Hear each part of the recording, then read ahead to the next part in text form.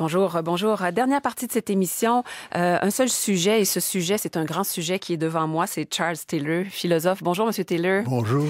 Il est coprésident de la Commission de consultation sur les pratiques. Il a été d'accommodement relié aux différences culturelles qui a donné donc ce fameux rapport Bouchard-Taylor qui a 10 ans. Ça avait été au départ un peu le prétexte pour cette invitation. Le fait aussi qu'il a reçu juste avant Noël un prix prestigieux venant d'un institut californien, l'Institut Berggruen. Et ce prix était remis pour une contribution à une meilleure compréhension et à l'avancement de l'humanité. C'est quand même une grande et noble cause. Il y a Charles Taylor en ce moment, par contre, retour de toutes ces questions. Comment vous sentez-vous maintenant, le temps, une dizaine de jours après ce qui est arrivé à Québec, à ce moment où le gouvernement libéral est en train d'essayer de trouver un compromis pour faire un premier pas concret? Est-ce que vous êtes aux aguets? Est-ce que vous êtes optimiste? Est-ce que vous êtes un peu découragé d'avance, pessimiste? Ben non, je suis assez optimiste. En fait, le coup de cet acte horrible a été très dur. Mais ce qui m'a impressionné, c'est la réaction de la population, de la société civile. C'était inouï. Il n'y a pas un autre pays au monde où... société civile d'une part, mais aussi les gouvernements. Et vraiment, c'était sincère aussi. Les gens voulaient retrouver une certaine solidarité, une certaine fraternité entre les différents groupes. Et donc, je crois que ça, c'est un pas en avant. Hein. Les deux tendances existent dans notre société, il ne faut pas se leurrer. Ouais. Il y a une tendance qui se propage avec les internets, avec les sites. Les réseaux sociaux. Les réseaux sociaux aussi, les sites qui répandent l'islamophobie, etc., etc. Et les exemples étrangers qui ne nous encouragent pas dans ce sens-là. Mais j'ai cru... en fait, prendre de tout ça une autre attitude des Québécois, que nous ne sommes pas comme Trump, comme les autres, qui mènent vraiment des campagnes de discrimination contre leur minorité, que c'est pas ça, nous. Hein. C'est un peu la réaction des gens aux États-Unis du bureau qui ont dit « That's not us, that's not America », etc. Ben, il y avait cette réaction, ça c'est pas nous, et ça c'est très très sain, parce que franchement, c'est une question profondément identitaire. Oui, alors dans la mesure où c'est une question profondément identitaire, l'identité, c'est quelque chose qui est toujours en mouvance. Hein? Oui, c'est ça. Et en ce moment, l'identité, qu'est-ce qui se passe avec notre identité? On dirait qu'on a de la difficulté à la comprendre nous-mêmes. On a difficulté on dirait que la présence de l'autre, parfois, devient une menace à notre identité. Qu'est-ce que ça dit sur notre propre identité, ça? Ça, c'est parfaitement normal dans un sens. Il y a un changement dans la population inouï, avec des gens très différents. Ça provoque toujours un inconfort. Qu'est-ce qui va arriver? Souvent, devant la commission, les gens disaient est-ce qu'ils vont nous changer avec un brin d'anxiété? Alors, c'est absolument normal. C'est la façon dont on traite ces émotions, la façon dont on les oriente qui compte. Et moi, je crois que la tendance a quand même été bonne. Évidemment, il y a toujours cette propagande, mais depuis c'est 9 ans, pas 10 ans, 9 ans, parce que le rapport a été déposé. A été publié en 2008, parce qu'on a eu, évidemment, la charte des soi-disant valeurs québécoises, qui n'a pas réussi. Et je crois qu'il y a beaucoup de réserves dans la population autour de cette charte, même ceux qui, de prime abord, oui, c'est une façon de stopper ce changement, etc. Ouais. Même ceux-là avaient pensé 2 fois. Et ça, je crois que c'est profondément québécois. Il y avait 2 sondages, il y avait plusieurs sondages, mais il y avait des sondages sur 2 questions à l'époque que je trouve très significatives. Êtes-vous en faveur de la charte? À peu près 55, oui. Croyez-vous qu'il devrait y avoir des congédiements par suite de la charte? 54%, non. Okay? Alors, ça veut dire que beaucoup de gens hésitent. Oui, ce serait plus confortable, mais est-ce qu'on peut... Aller jusque-là, oui. Aller jusque-là. Est-ce qu'on peut, disons, en faire des victimes de certaines gens pour qu'on se sente meilleur? Et là, la réponse était un peu plus majoritairement oui, non. Non. Ouais. Alors, c'est-à-dire que ce qui est intéressant, c'est que les gens sont encore partagés là-dessus. Ouais. Si vous regardez les États-Unis, il n'y a personne qui voit. Il y a quand même aussi beaucoup de gens qui sont pour l'accueil et la tolérance aux États-Unis. Beaucoup de gens. Mais il n'y a pas d'hésitation. Et c'est deux crans très strictement. Oui, tandis qu'ici, OK, ce que vous voulez dire, c'est qu'ici, on passe d'un état d'âme à l'autre, il y a un certain flou. Oui. Dans ce flou-là, par contre, il y a une impression... Bon, vous avez glissé au passage, on se rend compte que c'est normal que les gens se posent des questions, se disent qu'est-ce qui va arriver, est-ce que ces gens qui arrivent vers nous vont vouloir nous changer? Puis, comme vous dites, il faut c'est normal, on doit les rassurer, on doit se rassurer, on doit s'arranger pour que ça se passe bien. Dans votre bilan que vous avez, une entrevue que vous avez accordée au Devoir la fin de semaine dernière, Charles Taylor, vous glissez au passage, les immigrants, à la base, veulent toujours s'intégrer. Oui. Ils veulent s'intégrer, sauf une très petite minorité.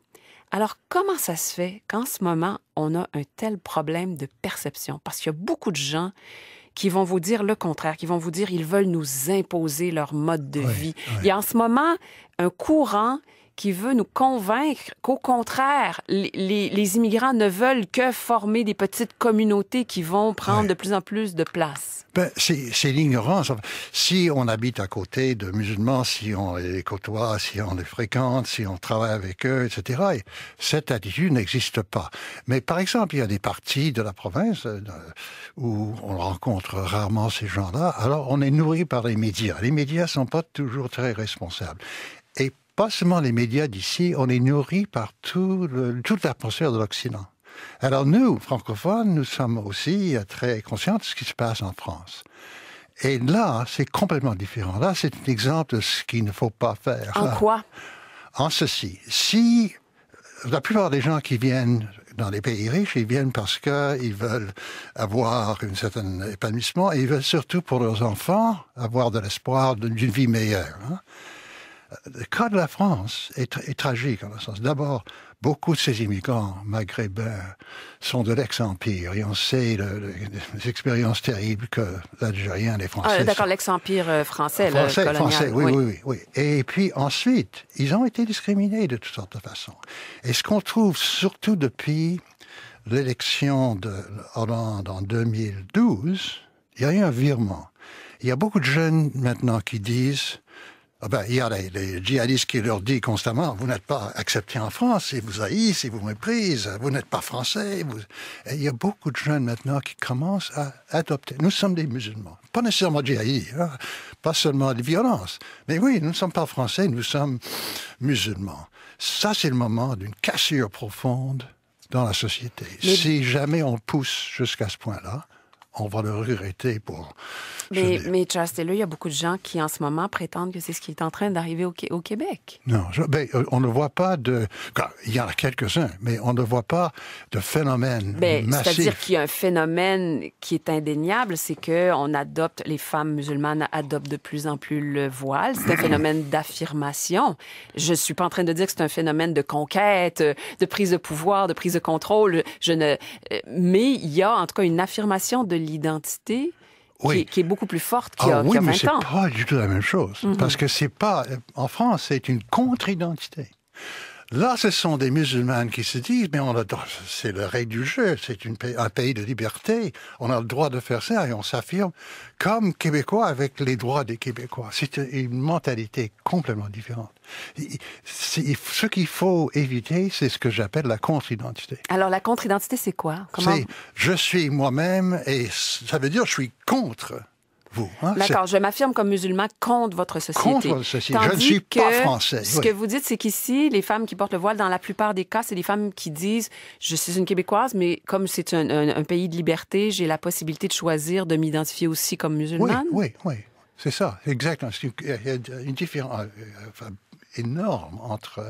Et ça, c'est une différence énorme de posture, mais le résultat... Pour des gens qui sont un peu qui ne connaissent pas ces nuances-là, le résultat perçu est peut-être le même, non? Non. Oui, à condition d'ignorer complètement ce que ces gens-là pensent. C'est ça le problème. Dès qu'il y a des contacts étroits, les amitiés se forment normalement, et puis tout ça se règle. Mais c'est très intéressant ce que vous dites, parce que C'est exactement, en fait, si on va tirer sur des gens dans une mosquée, c'est parce qu'on est viscéralement possédé par la haine, par toutes sortes de problèmes, on est d'accord avec ça. Mais j'imagine qu'on est obsédé par l'idée que ces gens-là, justement, vivent une contre-identité. C'est ça, oui. Et là, après, on apprend que ces gens-là, au contraire, sont des gens parfaitement intégrés, productifs, amicaux et ouverts. C'est ça, exactement qu'on a vu avec les 6 victimes de cet attentat terrible, immédiatement. Et puis ça a été très sain et très bon qu'on a vu ces chaînes-là de télévision, leurs familles, etc. Et on voyait qu'ils ne demandaient pas mieux que de s'intégrer ici, ils demandaient à pouvoir participer, donc, contribuer. Donc, pas du tout dans ce que vous appelez la contre-identité. Oui, c'est ça qui est vraiment dangereux. Lorsque, à l'intérieur, ça peut arriver en dehors de tout contexte d'immigration. On a eu des périodes au Canada où l'identité canadienne-anglaise, l'identité québécoise, c'était... Dans la contre-identité. Dans la contre-identité, oui, ça. Et on a réussi, j'espère, on a réussi à surmonter ça et ça fait une société beaucoup plus unie, beaucoup plus fructueuse, champ d'expérience positive pour tout le monde. Hein? On a su vaincre ça. Mais c'est difficile lorsqu'on s'engage dans la voie de la contre-identité, difficile d'en sortir. De désamorcer. C'est un cercle vicieux qui s'emballe, c'est ça? C'est ça.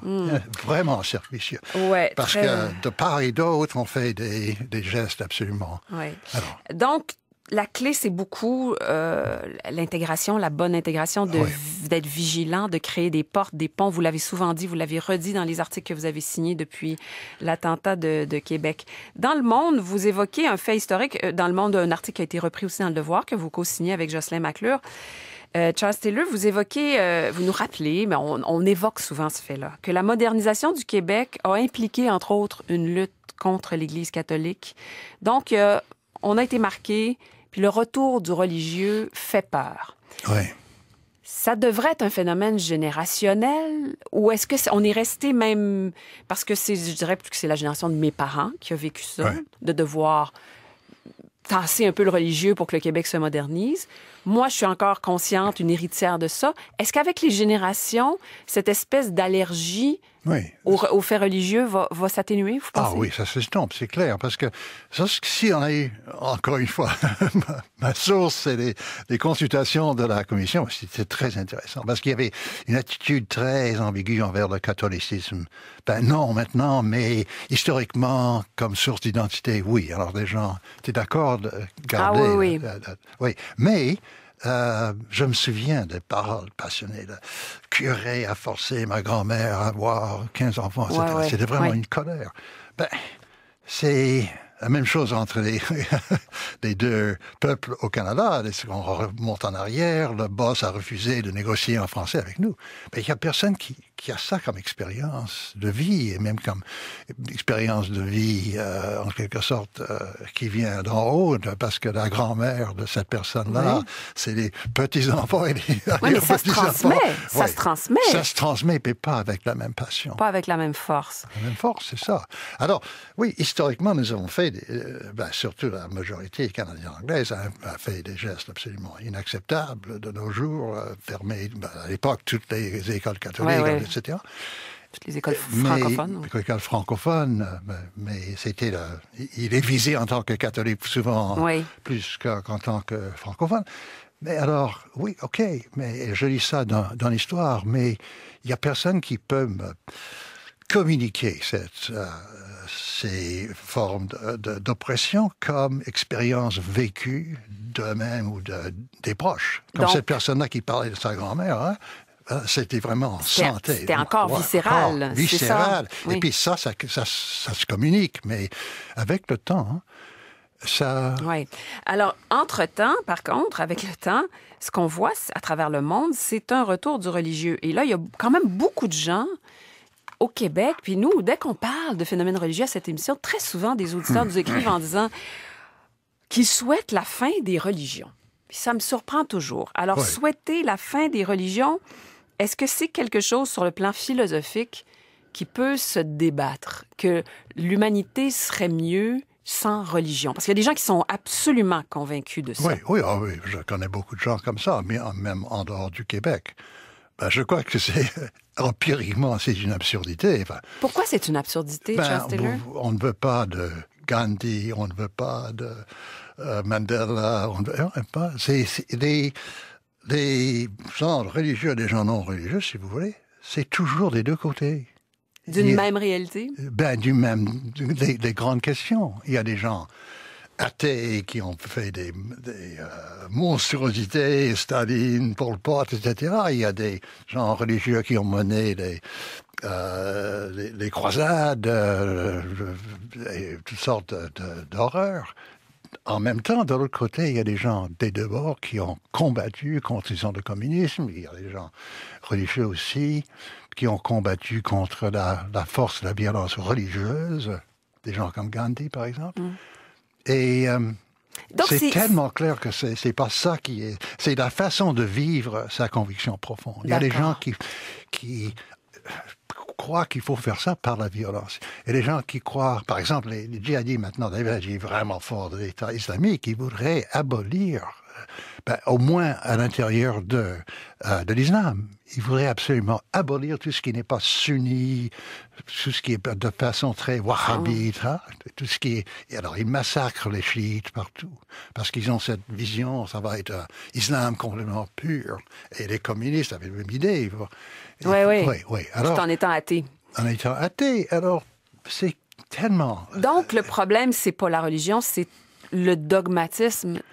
Où qu'il soit, ou le fanatisme? Le fanatisme. Enfin, en quelque sorte, si on croit on a ce rêve merveilleux, et on peut y arriver si, justement, on pouvait éliminer ces gens-là qui nous empêchent de tourner en rond, si on peut vraiment les écarter complètement. Alors là, c'est une espèce de fanatisme, mais une espèce de... C'est quoi exactement? C'est difficile de nommer cette émotion-là. C'est l'idée que on pourrait vraiment J'ai être raison, pur. autrement dit. J'ai raison, d'abord. Oui, d'abord, j'ai moi, raison. Je crois que j'ai raison. Je crois que tout le monde devrait être social-démocrate. OK, d'accord. Et je n'accepte pas que Trump a raison, mais... Je dois imposer ma raison. Oui, ce serait détruire le but que je cherche. Si je deviens dictateur, je tente de fusiller ou mettre en prison tous ceux qui sont pas d'accord avec moi. Alors, on peut avoir très fortement convaincu qu'on a raison, mais on voit que la condition humaine est telle qu'on ne peut pas y arriver à travers la violence, à travers la guerre, etc. Ça va miner les valeurs du but que l'on cherche. Alors, il y a des gens qui très clairement voit ça, et surtout il y a assez d'exemples au XXe siècle. Ben oui.